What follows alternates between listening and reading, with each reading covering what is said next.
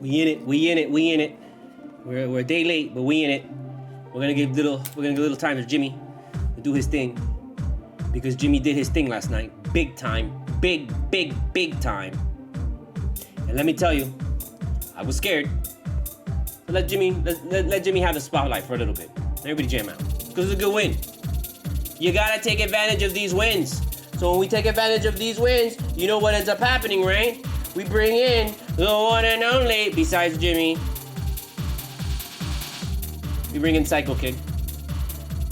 Because he saw that last night. You know Psycho Kid stayed up and he saw Jimmy's performance last night.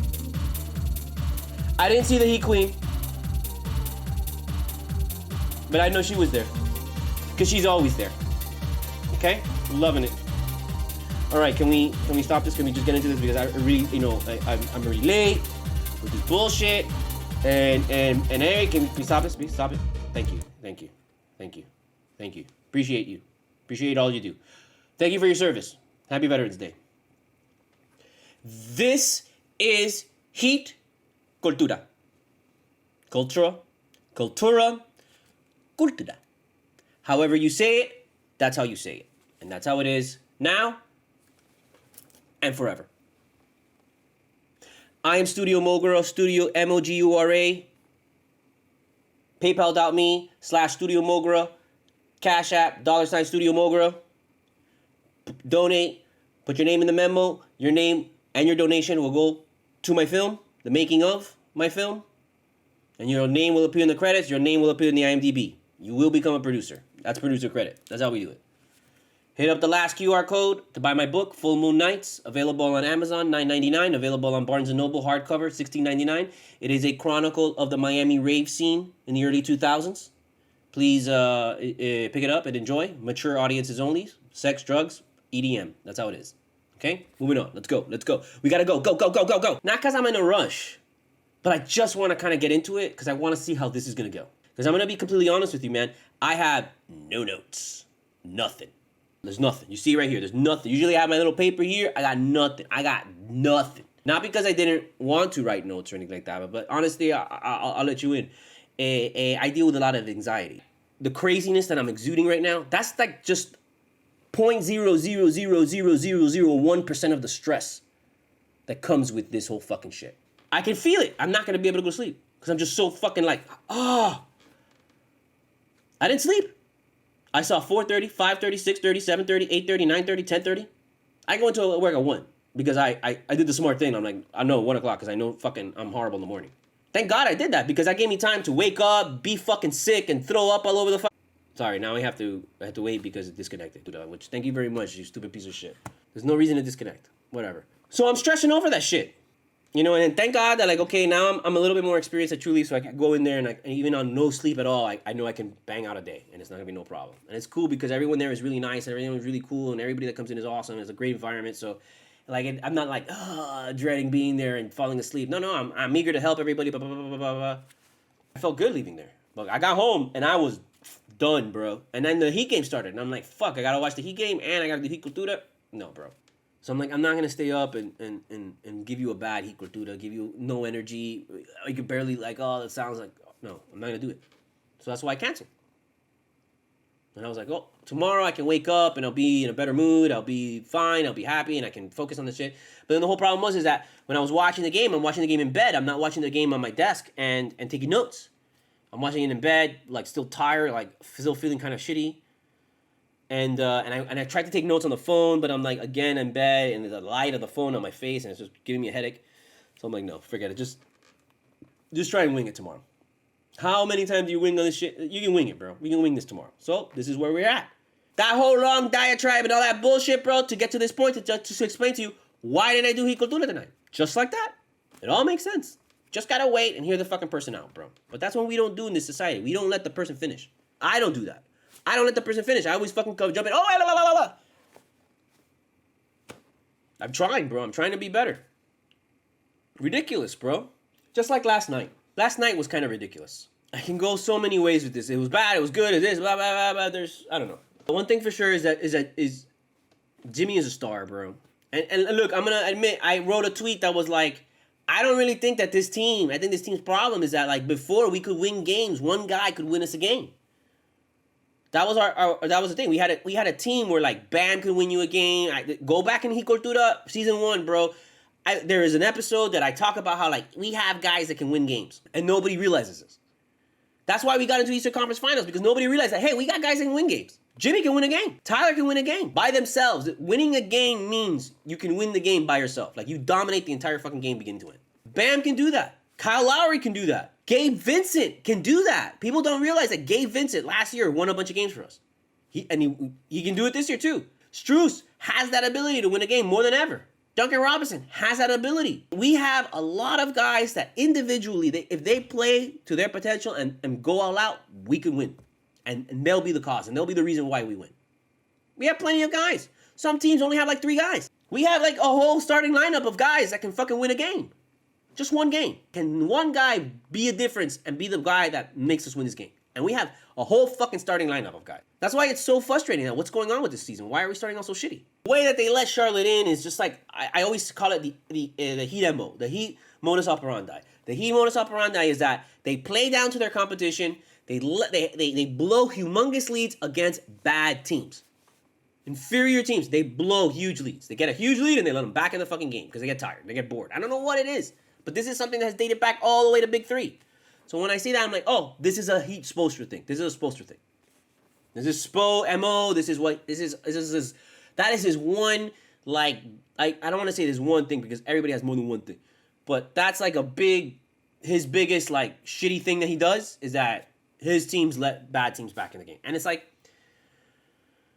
it's not just because everyone hits the 3 now. Because this was happening before, and this was happening like in Big 3 years when the 3 was not as important as it is now. So to me, it wasn't really a 3 thing. To me, it's like the player thing. It's a mentality thing. That encompassed with the fact that, like, every goddamn league has a 3-point shooter. Everybody's in every game. Like, there is no really, honestly, bad teams in the NBA right now. Everybody's in every game. Like, there is no really, honestly, bad teams in the NBA right now. They are just teams that hit the 3 better than everybody else. Or that have hit the 3 better than everybody else. The Heat are somewhat expecting to win the game against bad teams. And they're not really taking into consideration that Charlotte can make 3s. And if Charlotte fucking hits enough 3s, they will beat your ass. Especially with Duncan Robinson and Max Strus fucking not doing anything. We should have lost last night. We should have lost last night because Max Strus was literally like 1 for fucking 10 or some bullshit like that. It was fucking horrible. And Duncan Robinson comes in and he does better.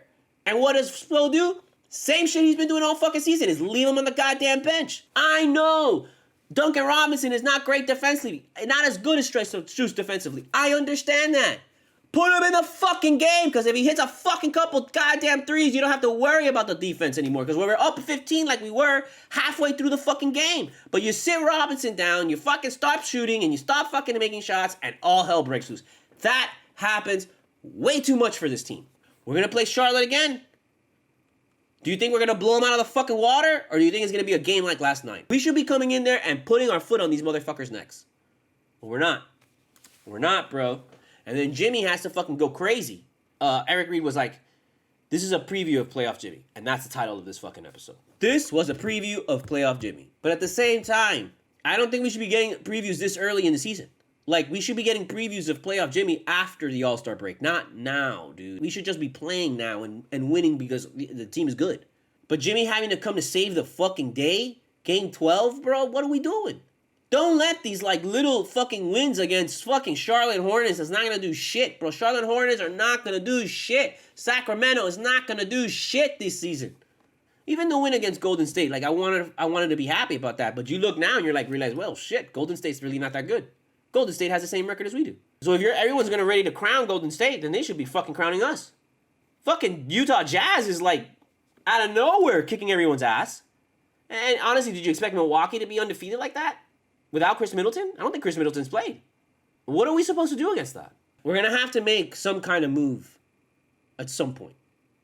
Because, again, I don't think we're big enough to handle the rest of the league. We got away with this win because of a great fucking call. Let me tell you, that ref call and the fucking travel at the end, Eso fue milagro. That was a fucking miracle that motherfucker called that shit. Because 9 times out of 10, they'll miss that shit. They'll miss that call.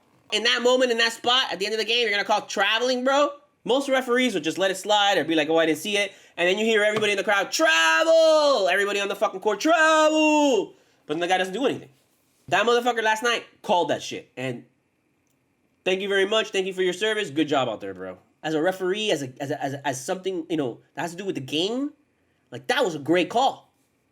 Very few times can you be like, that was a great call, ref. Good catch on that. And you got to do that this time. You got to be like, shit, he caught that because I didn't catch it.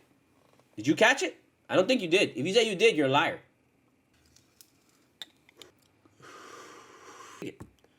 And then I was like, oh, roll one's not that good.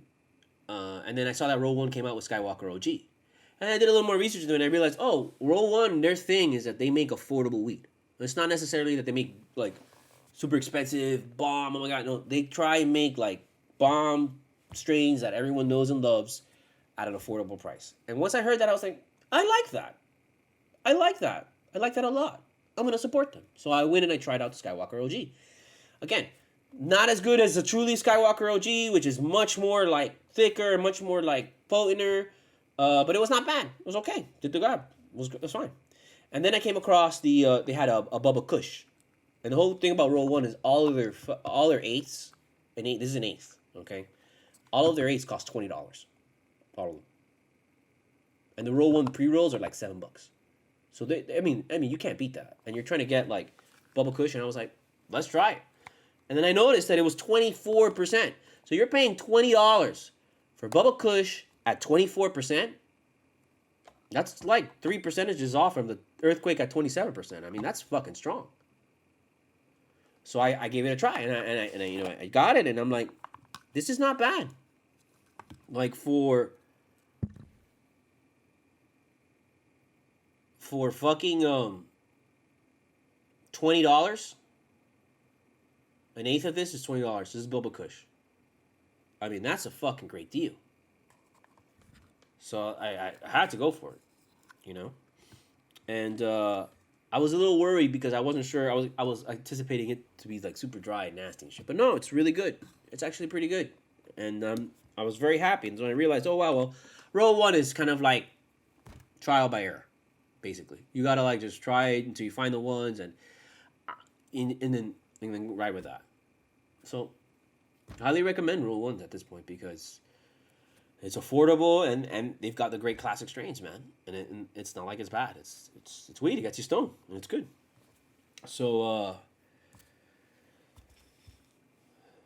yeah.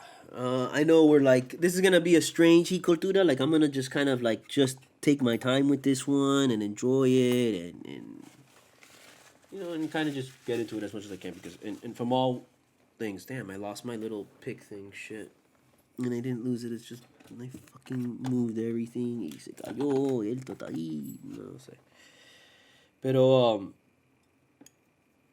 yeah, so I'm just going because, you know, I never do it at this time. You know, I'm not like honestly beholden to the rush of like I want to try and actually finish this because I'd like to go to sleep. Cuz that's like the thing with what I do the show normally is I do it after the game. And after the game it's like 10 o'clock. And I kind of want to start getting into writing and artwork and stuff like that. So I just want to get it done. And but I also want to, you know, give it its the time and give it the love and give it like the you know, the attention that it needs and deserves, so that it comes out good. And you know, I'm actually saying something that makes sense. You know, but whatever, man. You know, I like to talk. I don't know what to tell you. So going back to the game, I mean. Another thing that really stands out to me is like again we didn't see Hero, and again we struggled in the fourth quarter, big fucking time. I mean that's what Charlotte made their push is in the fourth quarter. Is there a connection to that? You better fucking yes there is. Are you fucking dumb? Of course. If Hero's playing that game, I gotta imagine we are winning it handily, no problem. This is Hero's team. Showing you, man. I know Butler still have control of it, and Butler still has his hand on the thing, but Hero's in that sidecar, and he's holding on to one handlebar. We needed him last night. You know we needed him last night. Big time. And now apparently Yurtsevin is out. I think people were saying that he's going to be out for the year or something like that. Like, he might not come back. And same thing with Oladipo. Let me tell you, Oladipo, I don't feel nothing, bro. Because Oladipo was toss of the dice. That was Oladipo. Toss of the fucking dice. Okay? So, we are lucky and happy that we got him for what we got him for what we paid for. And that we got fucking him got a couple minutes from him at the end of the season. Playoffs and all that kind of shit. Thank you very much. There was no guarantee that motherfucker would last. There was no guarantee. You should have known that last year.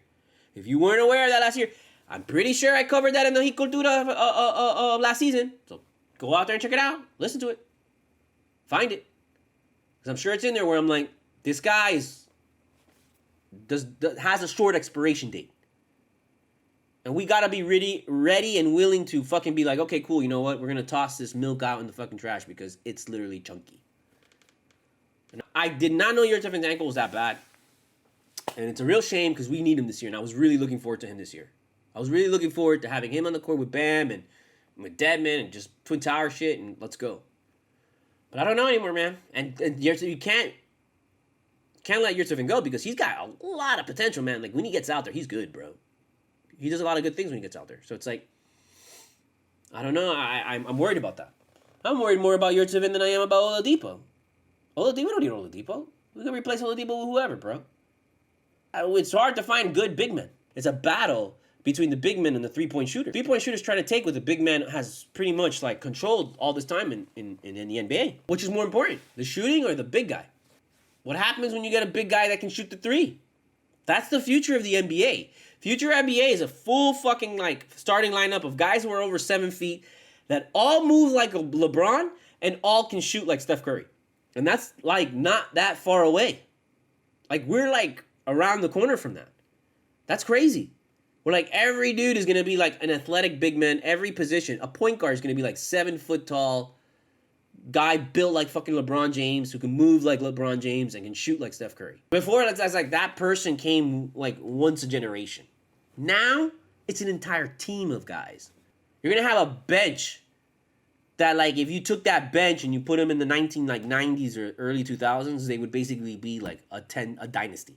That's where we're going to. It's called evolution, people. Evolution is a real fucking thing. You see it in fucking sports every day. People get better. The human body, when you go to the gym and you work out and you see your stomach flatten and you see yourself get stronger, that's evolving. The only thing, okay, you know what? The only thing I will get into is this whole FTX shit. What are you going to say, bro? This is crypto. I think crypto has a space in society in the future, for sure. Which at that time, when it was at 25, it was like, whoa, it's at $25,000, amazing. And now it's like, oh my God, it's at $25,000. Ah! That's how it is now. This is what happens when I don't have anything written down.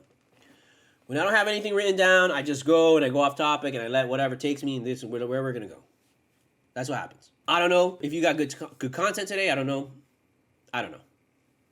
All I know is that the next fucking Heat game is on Saturday. It's against Charlotte again. And we got to win that again. And it's going to be really hard to win that game because Charlotte is now coming in with a 6-game losing streak. And they're going to be so hungry and ready to kick our ass. They're going to really try hard to kick our ass. Is Hero going to be back? I don't know. Yurtseven definitely not going to be back. Is Jimmy going to be able to pull off another performance like that again? I don't think so. Is Ban, Robinson, Lowry, Struz, or any of these people going to show up? I don't know. And I don't want to make it seem like they didn't have bad games. Like, Bam had a decent game. Lowry, I don't know what to say about him, bro. Because he's hitting shots, he's making plays, but at the same time, he's also making boneheaded fucking mistakes. He's the one that they called a timeout because he couldn't get the ball in bounds. And then when we tried to challenge that fucking call against Jimmy, we couldn't because we didn't have a timeout because Lowry had wasted it. You know, and then he would have a play, and you're like, fuck, I can't say that. You gotta play Strus and Robinson at the same time more than you play Lowry and Vincent. Play other people. I don't fucking care who you put in Highsmith. Haywood Highsmith is not getting enough minutes, bro. Not getting enough minutes. That's crazy. We're not playing Haywood Highsmith, bro. He's good. He's a good defender. He's a good three-point shooter, bro. He just needs minutes on the court. Play him. Give him minutes. Like, soon as that rookie's back from the fucking nose bullshit, he's got to get back in. What do we do with Kane? We send fucking Kane to the goddamn fucking Sioux Falls. Why? Play him here. Why do you want that guy winning games and playing good in the fucking D League, bro, when he's fully capable of playing in the regular fucking league? Like, that just doesn't make any sense to me, bro. Like, you send motherfuckers to the D League who are literally shitty, bro, and need the work. But you see them, potential in them. Kane's not that guy. Kane showed you in the fucking preseason he's ready to be an NBA player, dude. Where is he? I don't know anymore. I don't know what's going on anymore. At this point right now, we only got like 6 people on this team. Okay? Like, maybe 7. 8? I don't know. Cause I don't know Robinson, bro. I know we got our 5. We got Dedmon. We got fucking we got Hero, Strus, a Bam, a Butler, Lowry, Robinson, Dedmon, Martin.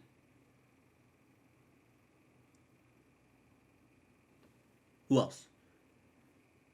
We're running with 8 guys right now? 8 fucking guys, bro. How do you expect to do anything, dude? I mean, we can't, bro. We can't sustain this, man. Can't. Cannot sustain this. This will blow up in our face. And it's already starting to blow up in our face. So I don't know how you fix it with a trade. I don't know who to trade for. That's the real problem. Who are you going to trade for? Who are you going to get that's going to come here and make such a fucking incredible difference that all of a sudden we're going to start kicking everyone's ass? Who? Who? Dude, there's nobody out there to get. You're not going to give up 3 of our guys to go get 1 fucking dude. You're not going to do that. We're never going to do that. That's stupid. I don't care how good he is. To really win, we need somebody to want to come over here on the fucking cheap that's like literally the best guy in the league. That's not going to happen. So, we need to make it work with these guys. Period. We got to make it work with these guys. We can't make it work with this team that was 1 shot away from the goddamn finals last year, bro. Then get the fuck out of here, bro. Get the fuck out of here, dude. Don't tell me that the rest of the league got this much better in the year. That we're basically...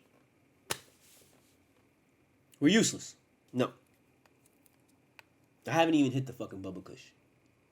That's why I'm so like, that's all I am. Because I haven't hit the bubble kush. And I'm sorry. This team just needs a lot of work. We have to work into the top fucking top 6, bro. We got to try and get back into the top 6. That's all we got to do. That's all our goal is. Work our way back. Work our way back. And we got plenty of time to do it. Got plenty of games to do it. Just can't let these kind of fucking games slip out of our fingers, bro. You know, we have to learn. All of these games that we lost have been by like 3 or less points, bro. It's been close, dude, and we're just not hitting shots when we need to. Like we're not being clutch, dude. We're not being clutch. Like and thank God, Strus is like, you know, Strus is leveled up as a player big time. You could see the influence of Jimmy on Strus so much this season. Oh. Let me tell you, man, I love that he's in there and he's trying. And he gets them, and he gets blocked a bunch of times, and he gets fucking shown up by a lot of dudes who are way bigger than him in there. But you know what? Sometimes he'll get in there. And he gets a shot, and he looks good when he does it. So it's like, And then he takes that 3, and he's like, oh, he reminds you, look, I'm driving to the basket, and I'm doing all the other things. But let me remind you, this is my shit. And his shot has been a little weird from 3, let me tell you. This season, I feel like his shot has changed. Because it feels... When he shoots, the ball feels heavier. When you look at the ball and you see it come out of his hands, a lot of times it looks like it's not going to make it. It looks like it's going to always end up short. It flies out of his hands with, like, weight. When you look at Strus, it looks like he's throwing a medicine ball. Like, his shooting has been off like that this season. His shooting has not been really particularly good this season. And it looks like the shots are heavier for him. And I don't understand that. I don't know why. Because he's also shooting almost with like a hook. It seems like he's he's not like letting the ball roll off, it seems, anymore. It seems like he's like hooking the shot. Like he's going like this rather than like this. It's like he's not like, it's not rolling off of his hands. It's like a hook. He's hooking the ball in. I think it's fucking him up. So I don't know if that's something that an injury or what, or just, I don't know, man. But that's what I have noticed. You know, and it's just like, you can't really get on him that much because the night before, he had a game-tying shot that was beautiful. And contested with two guys. The fuck? And it looked great. That shot looked great. It didn't look like his other shots that don't look great. Like, has anybody else noticed that his fucking shot has changed? Because maybe I'm just crazy. Maybe I'm stupid and I'm making it all up and I'm just seeing things. I don't know what the fuck to tell you. But yeah, so we're gonna end it here. Saturday, next game. I'm sure I'll be good to make a CULTURA that day. And we'll be back on schedule. Hopefully when I finish cutting this shit today, you're also gonna get the last episode of CULTURA condensed, which I'm like 3/4 of the way cutting. And I know it's not, I should be done with it, but I'm just like, I started doing it last night, and I just, it's hard to focus on that when I'm trying to fucking do other shit and fucking the game and this and that, and there's like other things I really want to do more, Not that I don't want to do this more. I love doing CULTURA. This is great. This lets me, it helps me a lot, But, yeah, I want to fucking draw, dude. I don't know what to tell you. I mean, I only done one drawing this year, and that's really fucking pissed me off. That's really fucking frustrated me, dude. I've only done one drawing, and I was like, I had to do a drawing every month. And I've only done one, bro. And so I've been working on this one little drawing kind of thing that, like, I'm trying to turn it into a business proposal. So it's just like, and it came out really good. So I'm like, fuck, I really got to focus on that because it came out really good. Better than I expected it to come out. And I think I might have to run with that. So we're going to see maybe you'll see it in the future, whatever. But yeah, so Saturday we'll be back here. CULTURA, however you say it, that's how you say it. I am Studio Mogura, Studio MOGURA, CashApp, $ Studio Mogura. All your donations go toward the making of my film. Your name will be included in producer credit, and you will be given credit on the IMDb page if you donate and include your name in the memo. Buy my book, Full Moon Nights, available on Amazon, $9.99, and available on Barnes & Noble online, $16.99. A chronicle of the Miami rave scene, mature audiences only, sex, drugs, EDM. See you back here Saturday, man. CULTURA. Don't freak out, just freak out.